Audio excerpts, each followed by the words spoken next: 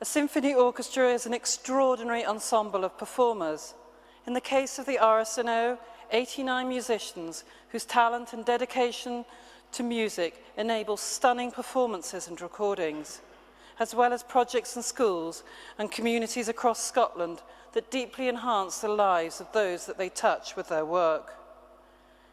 We have a history of excellence and outstanding performance, but in everything we do, we're driven by three main aims: bringing music to new audiences in new ways, sharing music across Scotland and involving ever greater numbers of young people, playing amongst a field of international orchestras that can attract the finest artists. Our main series takes us across Scotland to its 6 main cities: Aberdeen, Dundee, Edinburgh, Glasgow, Inverness, Perth. This makes us one of the most active orchestras in the UK. We're not aligned to one city, one region, but across a whole nation. We reach a live audience of over 140,000 people each year. We travel nearly 50,000 miles the length and breadth of the country. But we're aware that music is not necessarily about listening to music in a concert hall. It's not just about learning about music. What really matters to us is giving people the opportunity to have a musical experience in an environment that they feel comfortable in. A chance that allows them to open their minds to the power of live music. We all know that taking part in music making improves confidence, self-esteem, and can promote a community spirit. And so nearly 25,000 people beyond the platform engaged with the orchestra last year. The arts enjoy a vibrant and central role within Scottish life. Culture is a devolved matter under the legislature of the Scottish Parliament and not the UK government in Westminster. 5 years ago, we were formally designated as one of 5 national performing arts organisations, receiving our grant funding directly from the Scottish Government. We were joined by Scottish Ballet, Scottish Opera, Scottish Chamber Orchestra and the National Theatre of Scotland. Since this direct funding relationship, we have jointly delivered more than 3,500 performances to 2.2 million people. This equates to 42%, nearly half of Scotland's entire population. And I'm proud that a 2010 Scottish Government report into our collective efforts and achievements stated that the RSNO not only reached the most people, but secured the highest level of self-generated income. However, taking a full symphony orchestra across Scotland requires significant financial support. Our national funding and funding at civic level covers approximately 60% of our total expenses, with a further 23% from earned income, ticket sales, recordings, and 17% from fundraised income. Given current economic constraints and diminishing government resources to go round, this is clearly an unsustainable model going forward. It's therefore an absolute imperative for us to ensure that this public sector investment is visibly reduced as the backbone of our balance sheet. Many of you will be aware that a referendum on Scotland's independence will be held in 2014. There is clearly significant uncertainty on how a number of income drivers would operate under an independent administration. Such examples include the stock market, the national lottery, the UK trust and foundation sector, worth in excess of £3.9 billion each year to the charitable sector as a whole. Network broadcasting, including BBC Radio 3 and Classic FM, both partners with whom we enjoy a variety of media partnerships and interests, would also come under the independent spotlight, with consequences for Scottish orchestras that currently enjoy a UK-wide profile. Whatever the outcome, the importance of securing privately fundraised sources cannot be underestimated as we seek long-term solutions to lessen our dependency on central government funding. The RSNO is a dynamic, thriving organisation. Audiences numbers continue to climb. We're on course to balance our budget for the 5th year running. Whilst this is very encouraging in these challenging times, we are absolutely resolute not to rest on our laurels in any aspect of our work. We continue to take an honest and realistic approach to living within our means without compromising our well-earned reputation for excellence and creativity, which have taken years of hard work and dedication to achieve. When the orchestra is not performing concerts or making recordings, it is not generating earned income. Therefore, we cannot reiterate enough the importance of deriving and maintaining the balance of funding from across the philanthropic sector. Major donors, patrons, sponsors, trusts and foundations. Without the significant long-term investment from these private sources, we would be faced with making some very difficult decisions, radically scaling back many aspects of our performance and educational ambitions.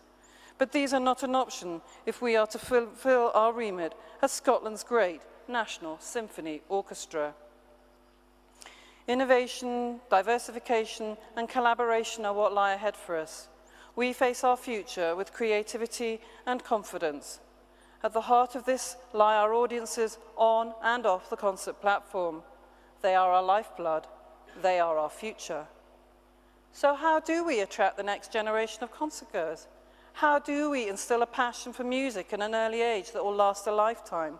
How do we demystify and challenge the traditional assumptions about classical music in the concert hall? How do we, as Scotland's national orchestra, create a sense of ownership of the RSNO regardless of social, economic or geographic barriers? The RSNO, we are fully committed to bringing the power of live orchestral music to young people and families. On average, there are now over 100 young people at each of our concerts, nearly 10% of our total audience. Under 26s can enjoy a night out with the RSNO for just £5. And we are proud that we are the only orchestra in the UK to enable children under 16 to go free to any main season concert. And now we're taking our commitment to young people even further. Scotland's 60,000 babies born each year. Starting this month for a year, when each birth is registered, parents will receive a star, Gaelic for journey, a CD featuring Scottish songs, nursery rhymes, well-known classical works. Our hope is that this will start a lifelong musical journey for families. Workshops are planned, and there's an invitation to sign up to our Under Fives initiative, completing our milestones for introducing the intangible magic of music to young people at key moments in their lives.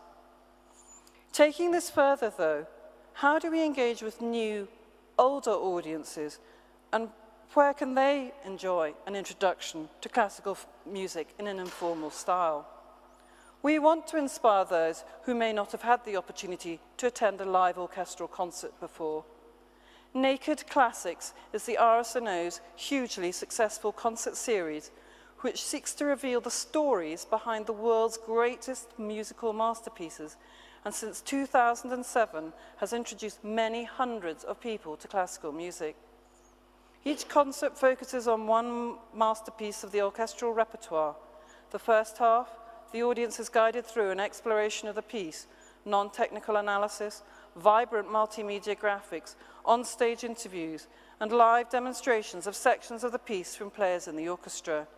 In the second half, the orchestra plays the piece in full, providing the audience with the opportunity to listen with a new sense of discovery. This programme is unique in the UK in the way in which it embraces and ties together our audience development and community engagement goals.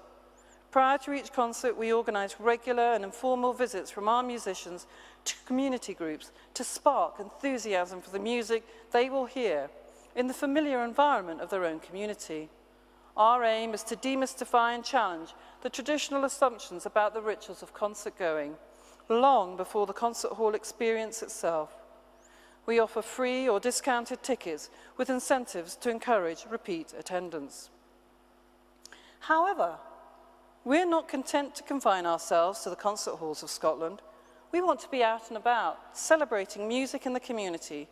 We know that it is often the work we do in these local settings which has the most profound effect in transforming people's lives, placing classical music at the heart of cultural life in Scotland. One of the most important projects we undertake each year is to take the inspirational experience of hearing and working with a symphony orchestra to places which do not have access to great music and music making on their doorstep. This year was our most ambitious. We set off for the Shetland Islands, the most northerly part of Scotland. It was the first visit by a symphony orchestra in over 20 years, the first time that all primary schools in the region had gathered under one roof for an event, and the most northerly performance of BBC Music Nation, part of the cultural contribution to the Olympic Games hosted in London earlier this year. This extraordinary success in collaboration with major sponsors was rewarded only last week with a National Arts and Business Award. I spoke earlier about our three founding aims: regenerating our audiences, extending our social reach, ensuring that we continue to be Scotland's musical flagship. But all this requires investment, significant investment, long-term investment. 6 years ago, we seized a unique opportunity with the arrival of a new music director, Stéphane Denève, and a new chief executive within 6 weeks of each other. Our budgetary challenges were enormous at this time. There was a significant threat to our livelihood and our ongoing ability to survive and thrive. As corporate sponsorship softened and continues to do so across the arts, government funding levels were a subject of major debate. We knew we had to take urgent action to step up our level of private contributions. Our Music Directors Fund was established to support our three critical areas and provide a bedrock of sustainable, recurring, annual private funding. We set the bar high, welcoming individual gifts in excess of £10,000 per annum. Today, that fund is thriving, with individual commitments to the orchestra stretching to 2018 and over £1 million invested or pledged since it was established in 2006. This is an elite group of supporters who embrace our vision and whose outstanding philanthropy enables us to pursue our ambitions of access, excellence and inspiration. Last month, we welcomed a new era of distinction for the orchestra with the arrival of our new music director, Peter Ungen, as Stéphane's successor. Peter's appointment is a fantastic coup for us. He brings with him a fresh vision for our performances and programming. His love and passion for music is palpable, and we look forward to seeing the Music Directors Fund flourish as he leads us to ever greater levels of musical success and provides us with new music-making opportunities and collaborations. We travel to China over the new year. Major recordings are in the pipeline, and new partnerships are being developed with artists and other music-making organisations. However, none of this will be possible if the Music Directors Fund does not continue to be at the forefront of our philanthropic endeavours. How have we managed to achieve the success, you may be asking yourselves? We needed to bring together new external leaders for our fundraising activity. By leaders, I mean people who are prepared to give themselves and take an active lead in getting. We needed a group of individuals who were clearly and simply committed to raising funds for the orchestra, advocates for our work, introducing us to potential sponsors, even making the ask on our behalf. Our products may be innovative, our performance is superlative, but ultimately, people give to people. Nothing beats the power of the peer-to-peer ask. The most effective fundraisers are choreographers, there to do the research, set the scene, enable the approach from the most effective individual, prepared to promote the orchestra amongst his or her networks. Our development board, and latterly our campaign board, is a dynamic group of activists. They are not committee members. They are passionate about the work of the orchestra, have the capacity to give themselves, and are well connected, prepared to actively solicit gifts from their contacts. Meetings are kept to a minimum. And of course, we are all blessed with the ultimate showcase to cultivate our prospects. A great concert, keeping the music at the heart of our enterprise. Corporate sponsorship is a challenging market, but the orchestra enjoys a number of high-profile and established partnerships, most notably with Total, the international oil and gas company. Its commitment to corporate social responsibility is exemplary. As headline sponsors of the Total Denève series throughout Stéphane's tenure, their involvement has gone even further. Their long-term commitment and involvement to reach beyond immediate strategic business aims and objectives has enabled our partnership to make an extraordinary difference to those they employ and the communities we serve. They are enlightened benefactors, delivering significant benefits through their extensive investment in our education and community projects. Most notably, our visit to Shetland, which saw our partnership reap that coveted national award I mentioned earlier. These snapshots of our endeavours will, I hope, help to show what a 21st orchestra that serves the whole nation can achieve. But we want to do more. We need to do more. We've taken the bold and brave steps of launching a campaign to raise funds for a new home and sustain and grow our current programme of activities throughout Scotland. With the new leadership of our Chief Executive, Michael Elliott, previously with the Department of Culture, Media, Sport in Westminster, and before that, Chief Executive of the Royal Liverpool Philharmonic, this is an invigorating chapter in our history as we seek support for our New Home, New Ambitions campaign. But our campaign's not about bricks and mortar. Our new facilities will importantly enhance our ability to build upon recent improvements in our artistic quality and to extend the range of all our community work. Our current home is over 30 years old. It suffers from poor acoustics, little provision for those with disability, inadequate facilities for practice, for rehearsal, for recording. The general fabric condition is poor and continues to deteriorate. So our moment has come to seek a new home. As Antonio said earlier, building a library will not create new readers. It's not a concert hall in the traditional sense. We're creating a hub for learning, study and exchange in music. The latest digital and internet technology will be built in. At the touch of a button, we can be back in touch with Shetland, picking up where we left off with our visit earlier this year. No longer will communities be distanced from their National Symphony Orchestra on the grounds of geographic barriers. What we are proposing will position us as leaders in digital music making. No other cultural organisation in Scotland is investing in the future in this way. These digital ambitions demonstrate our pioneering approach to inclusion. Music can be for everyone, regardless of geographic, social or economic constraints. We have already secured substantial partnership funding. The total project cost is £15 million, and we're well on our way to achieving this target. At a national level, the Scottish Government has committed £7 million. Our new home will be part of the cultural legacy as we host the Commonwealth Games in Glasgow in 2014. The City Council in Glasgow has pledged £5 million, and the balance of £3 million is our responsibility at the RSNO to raise. Encouraging signals from Creative Scotland, the arm's-length national arts funding body, sees a £1.25 million gift earmarked from its role as a conduit for the National Lottery's Capital Grants programme. We're hoping that Christmas can come early at the RSNO, as an outcome will be known before the end of the year.